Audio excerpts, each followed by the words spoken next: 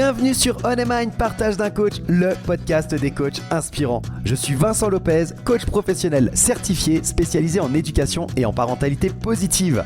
Mon objectif, démocratiser un coaching de qualité qui s'appuie sur un code de déontologie éprouvé.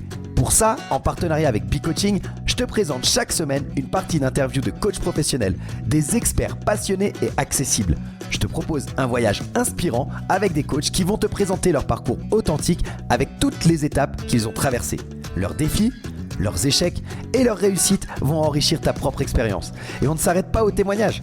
Ils vont également te partager leur vision unique du coaching et te présenter des outils précieux pour t'aider toi ou tes clients à atteindre vos objectifs. Pour ne rien rater de l'émission, pense à t'abonner dès maintenant et ainsi rejoindre la communauté On Your Mind. Bonne écoute! Salut à toutes et à tous, ravi de te retrouver pour cet épisode numéro 38 de On Your Mind, partage de coach, le podcast des coachs inspirants. Alors aujourd'hui, bien sûr, on continue notre échange passionnant avec Morgane Sibéril, cette juriste de formation qui est devenue coach professionnel et que tu as pu découvrir dans l'épisode numéro 37 la semaine dernière. Si tu as apprécié cette première partie, tu vas adorer ce qui suit. Dans cet épisode, aujourd'hui, avec Morgane, elle va nous amener au cœur de la communauté B-Coaching, mon partenaire sur ce podcast, tu le sais maintenant. Elle va nous parler de cette belle communauté, de sa plateforme dynamique, qui a été cofondée par Alexandre Mignari et Michael Faro. Alors ensemble, ils ont créé un espace de partage et de soutien qui fait vraiment toute la différence pour de très nombreux coachs et professionnels. Et Morgane, elle va nous raconter en fait comment elle a découvert B-Coaching, ses débuts dans cette communauté et pourquoi elle y reste si attachée aujourd'hui. Elle va nous dévoiler également toutes les étapes importantes, les étapes clés, disons, de son parcours, les défis aussi qu'elle a pu relever un petit peu et les ressources précieuses qu'elle a pu trouver en chemin. Depuis la création de son site web à son immersion dans les réseaux sociaux, en passant aussi par le lancement de son propre podcast dont je t'ai déjà parlé la semaine dernière, elle va nous partager toutes ces expériences et ces apprentissages. Tu vas voir, c'est une discussion qui est riche. Il y a plein de conseils dedans, plein de conseils pratiques. Et donc, je pense vraiment que si tu as un projet entrepreneurial, c'est un épisode pour toi. Alors installe-toi confortablement, comme d'habitude. Laisse-toi inspirer par ce parcours impressionnant de Morgane Sibéril. C'est parti. Tu l'as cité. On fait partie, tous les deux, on a été en formation ensemble, mais on fait également partie de la communauté B-Coaching, qui est mon partenaire sur ce podcast avec Alexandre et Mika, qui ont créé ce super projet avec la plateforme aujourd'hui, etc. Tu fais également partie de cette communauté. Est-ce que tu peux nous dire un petit peu depuis quand, comment ça s'est passé, pourquoi tu en fais partie, les raisons qui te motivent à rester dans cette communauté, ce que ça peut t'apporter? Enfin voilà, c'est toutes ces choses-là autour de B-Coaching. Dis-moi un peu. Alors en fait, j'ai découvert B-Coaching et la communauté B-Coaching, parce que maintenant on a le droit de le dire, hein, on est quand même, je crois, au moins 1200 abonnés, il me semble, je crois, quelque chose Ouais, comme ça sur tout à LinkedIn, il me fait. semble, hein. Mhm, mhm. En fait, je l'ai découvert assez récemment, donc c'est au cours du premier trimestre 2024. Et pourtant, je crois qu'elle compte déjà une belle année derrière elle, non? Il me semble. Ouais, Je, c'est je ça. crois que ouais, c'est ça à peu près, hein. Même un Et, peu plus. euh, Ouais. et en fait, de mémoire, c'était au détour d'un de tes posts LinkedIn, Vincent, sur ton interview d'une autre coach, que j'ai découvert tout ce petit beau monde de coaching. J'ai réagi sur ce post et en retour, cette coach a visité mon profil, elle est tombée sur mon podcast pour s'en faire une ambassadrice spontanée. Merci à elle au passage, encore une fois. Et après, il n'y avait plus qu'à dérouler la pelote en remontant jusqu'à Michael dans un premier temps et Alexandre dans un second. Et là, en fait, je retrouvais une communauté des alumni de l'Institut de Coaching International, des belles idées, des parcours similaires aux miens, plein de passionnés avec l'envie de porter haut les couleurs d'un coaching vraiment professionnel. Et il m'en fallait pas beaucoup plus pour appuyer sur le bouton du groupe WhatsApp et vous rejoindre. Et depuis, l'univers a encore bien évolué pour se structurer autour d'un site, d'une plateforme, des partenariats clés, enfin ce que tu disais tout à l'heure. Et j'ai clairement trouvé ce qui me manquait en tant que coach indépendante pour poursuivre l'aventure en me sentant plus solide. Voilà, j'ai vraiment trouvé comme une famille de rattachement en fait. C'était une super rencontre. Génial. Je pense que ça fera plaisir à tout le monde et c'est exactement ça. Enfin, c'était l'objectif même initial de Alex et Mika, hein, de créer comme ça une sorte de groupe de soutien, qui puissent s'entraider, qui puissent échanger, qui puissent se tirer vers le haut. Et voilà, ça a pris une dimension.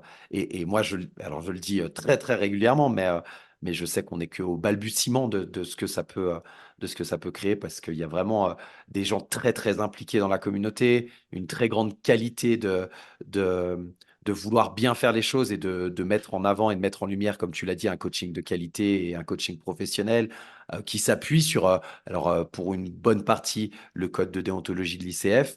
Mais pas que, hein. Il y a des personnes qui sont de la fédération plutôt EMCC. Il y a, même si c'est au départ créé au sein des alumni de l'ICI, comme tu l'as dit, hein, aujourd'hui, il y a des gens en fait qui viennent de différentes écoles de formation et ça donne encore une richesse et une autre dimension à cette belle communauté et puis des partenariats assez géniaux. Donc, euh, donc vraiment, ouais, je comprends ce sentiment de... Mm. Et moi, j'ai vraiment adoré quand c'est arrivé, en fait, ce sentiment, comme tu le dis, en tant qu'indépendant, en tant que coach entrepreneur, et en tant qu'indépendant de manière beaucoup plus large, de toute façon, en tant qu'entrepreneur, on peut vite se sentir seul. Et cette communauté, elle apporte ce soutien et le fait de plus se sentir isolé et seul. Donc ouais, je comprends Complètement, parfaitement. Je complètement. comprends Mm. parfaitement. On va rentrer dans la phase, les étapes un peu que tu as passées avec, moi j'aime bien prendre l'histoire, enfin l'image des montagnes. On va voir un peu comment tu as traversé les montagnes avec peut-être des difficultés rencontrées, mais aussi des ressources dans lesquelles tu as pu aller puiser. Quelles, euh, quelles sont les étapes clés que toi, tu as rencontrées euh, pour te lancer, que ce soit en tant que coach à proprement parler, mais également, si tu le veux, pour rentrer en formation. Voilà, l'idée, c'est vraiment, depuis le début de ton intérêt pour le coaching, les étapes vraiment importantes pour toi qui se sont passées et comment tu as pu surmonter quand c'était des difficultés. Il y en a certaines que tu nous as partagées, mais voilà, qu'on fasse Mm. un visuel là-dessus. Ouais, alors en fait, c'est vrai que le projet s'est dessiné un peu au fur et à mesure. J'avais pas vraiment de plan de bataille. J'avais une inspiration, mais j'avais pas le plan de bataille. Et je crois que clairement, on l'a évoqué un peu plus haut, mais l'étape RNCP, ça m'a vraiment permis de structurer, d'ordonner mes idées pour challenger mon positionnement, mon approche. Et aussi me frotter à des dimensions jusqu'à présent qui étaient inconnues pour moi, hein. On le disait, le business plan, le compte de résultat, le marketing, l'offre, tout ça, j'en avais pas d'utilité dans mes précédentes fonctions, donc je m'étais jamais penchée sur le sujet. Et puis, à la fin de cette étape, le rendu, je crois, c'était finalement une mise en cohérence de tout ce qui avait été posé avant. Et de ce point de vue-là, en fait, les étapes euh, en tout cas, l'étape RNCP a été clairement déterminante.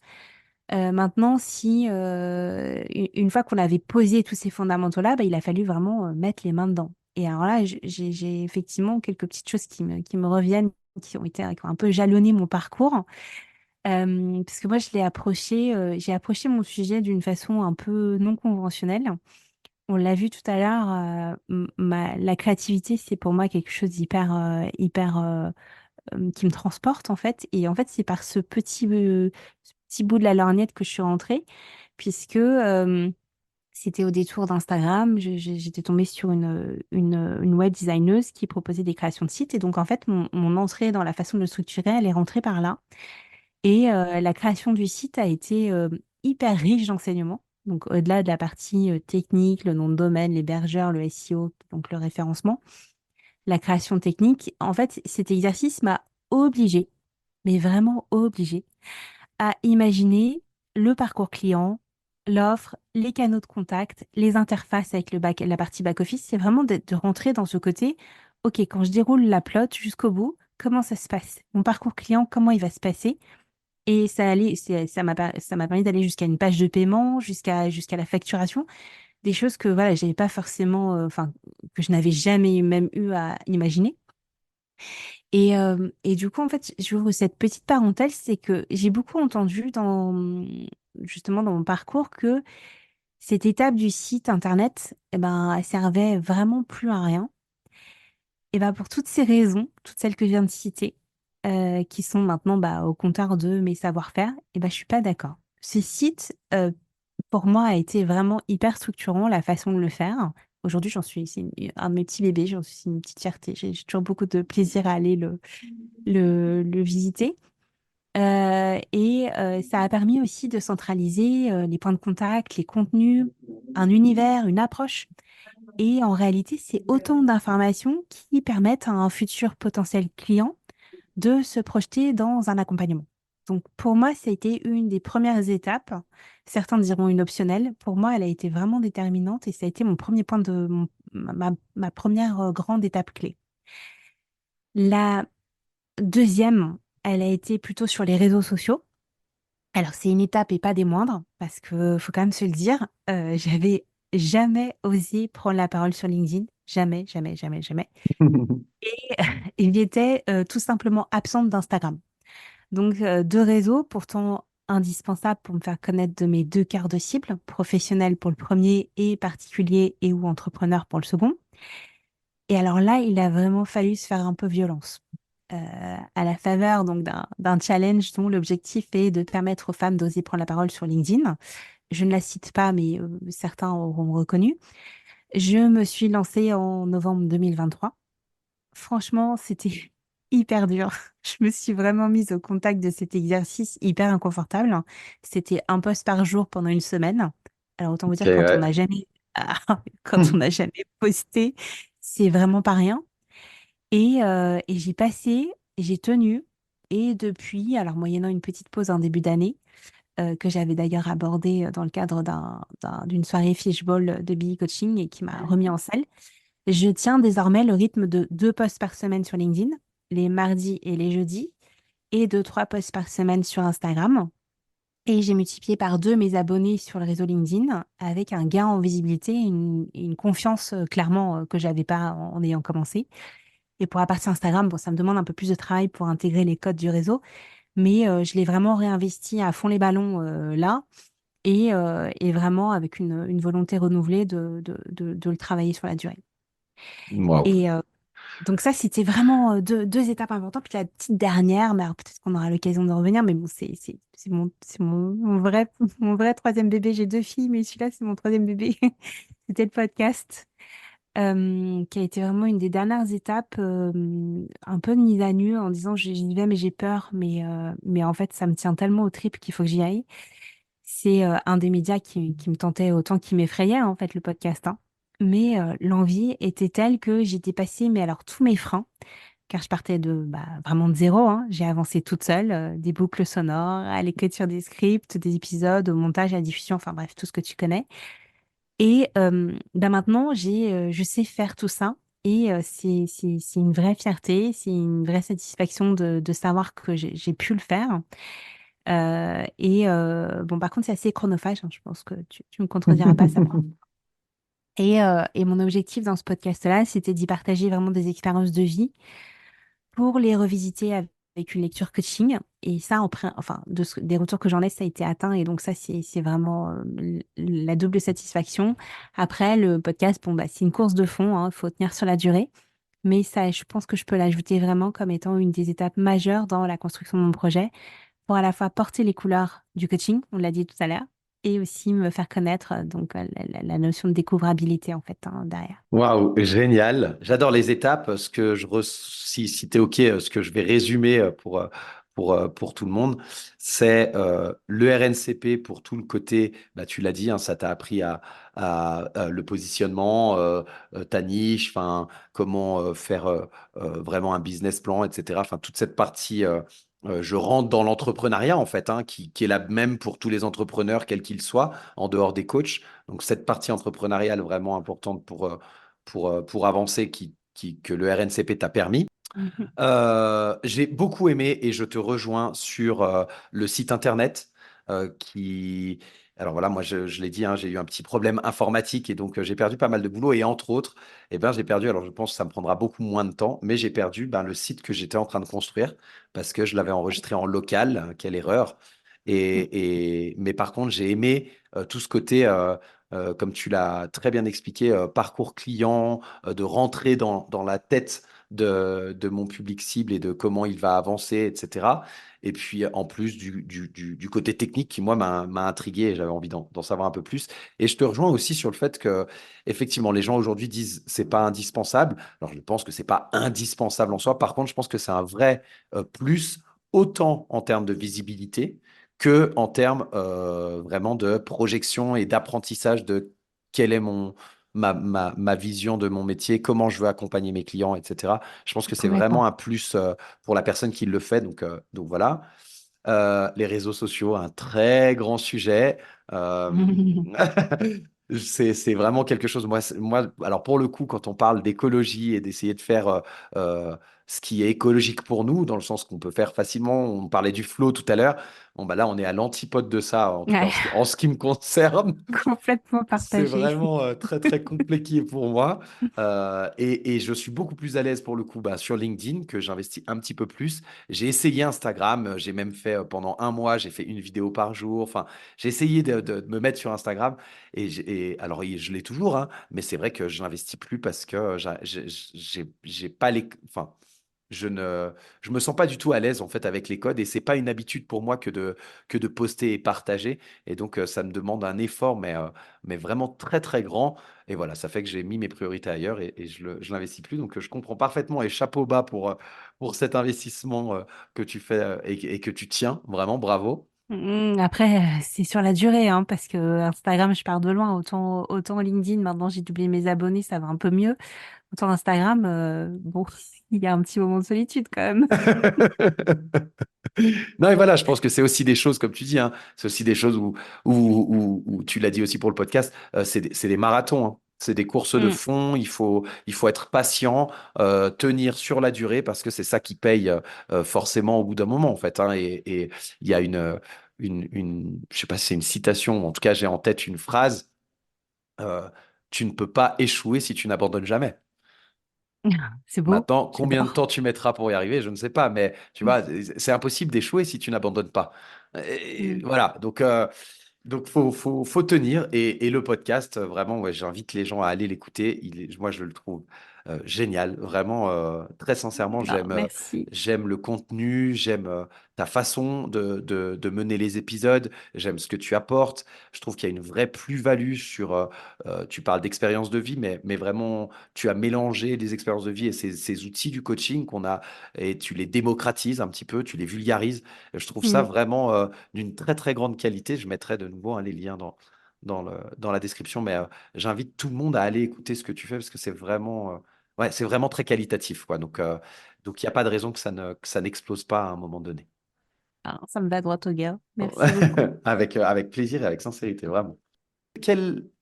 Voilà, on voit bah, ces étapes que tu as passées et tout ce que tu as pu. Enfin, moi, je vois surtout ce que tu as pu mettre en place, en fait. Et ça, c'est ça que je trouve vraiment chouette. Tout ce que tu mets en avant pour pouvoir avancer. Et avec tout ça, eh ben, tu as acquis des compétences, tu l'as dit hein, à plusieurs reprises. Quelles ressources tu aurais? C'est très large, hein. Quand je dis les ressources, ça peut être des personnes, ça peut être des livres, ça peut être des formations, enfin vraiment, peu importe. Ça peut être des choses que tu as toi, que tu as découvertes aussi hein, Mm. en toi, qui t'ont aidé à développer les compétences de coach que tu as aujourd'hui. Alors, on l'a évoqué, enfin, on l'a évoqué un peu tout à l'heure, mais ma ressource personnelle, mon point fort numéro un, c'était vraiment la curiosité. Alors, je la réinvite ici parce que Mhm. franchement, c'est pas qu'une valeur, c'est pas qu'une inspiration. Pour moi, ça a été vraiment, je le place vraiment en ressource parce qu'avec elle, ben, je veux tout apprendre, je veux tout comprendre. C'est une espèce de boulimie d'apprentissage. En fait, il y a juste un détail, c'est qu'il y a le temps qui me manque hein, pour pouvoir la satisfaire. Mais sur les approches, en fait, enfin voilà, moi ça me permet cette curiosité de me dire que je peux aller toucher à tout.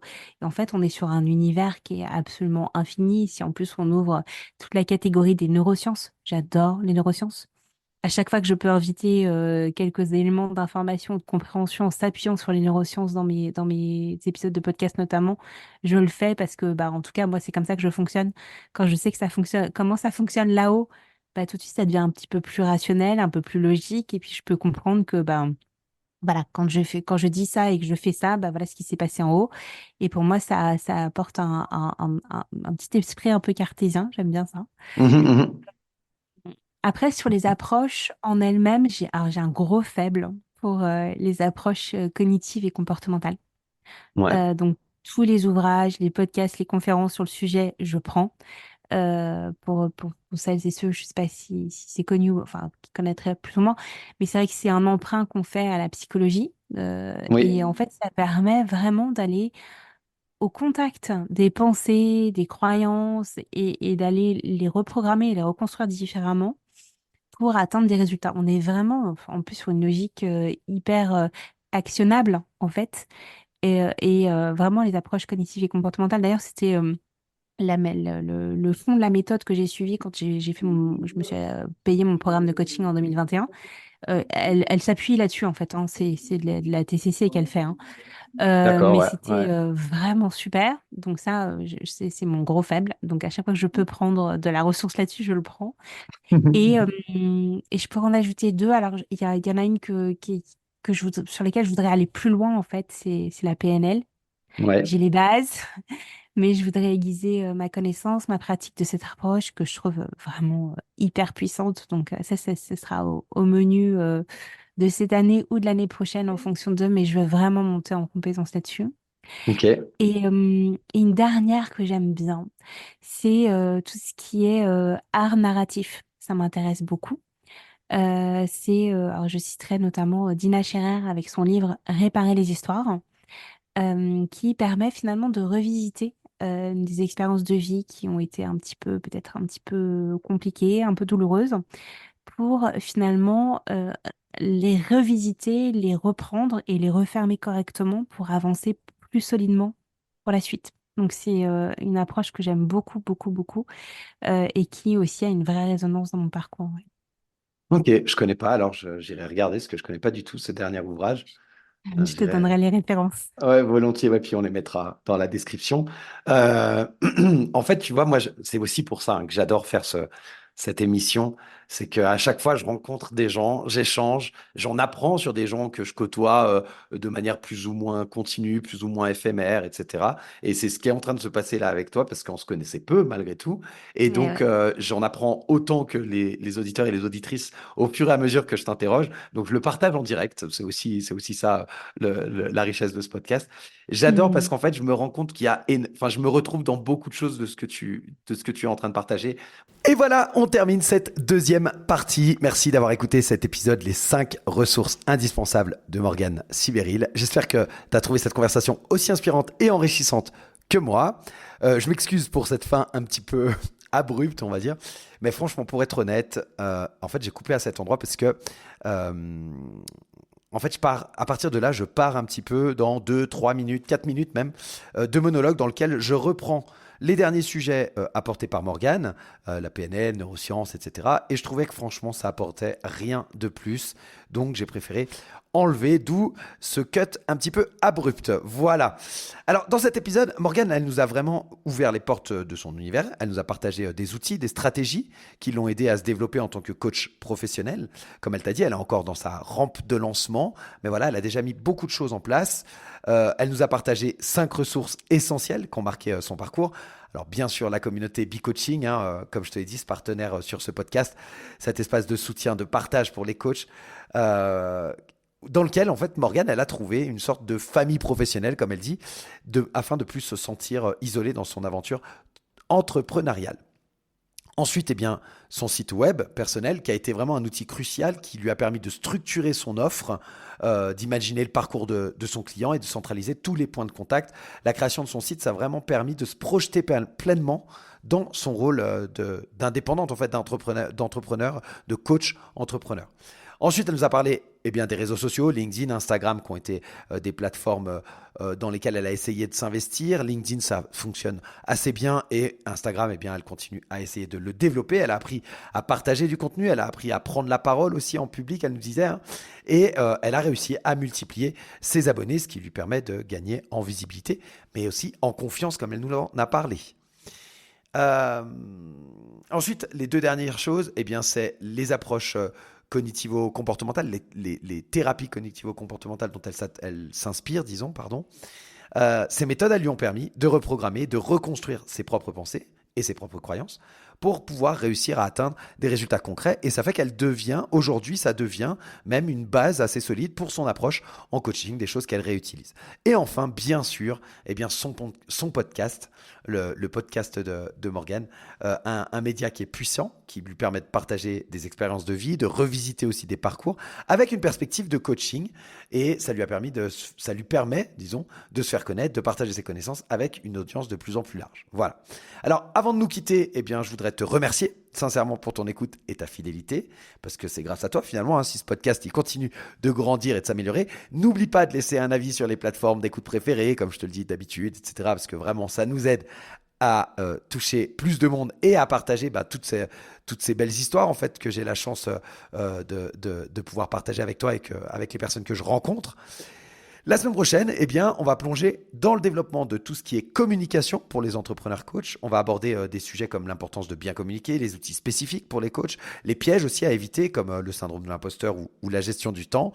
Morgane, elle va essayer de nous partager des stratégies pour expérimenter et itérer constamment tout en gérant son énergie et son temps de manière efficace. Alors bien sûr, on va parler marketing avec des astuces pour utiliser les réseaux sociaux, créer du contenu qui soit aligné avec tes valeurs et développer une identité visuelle qui soit cohérente comme Morgane a pu le faire.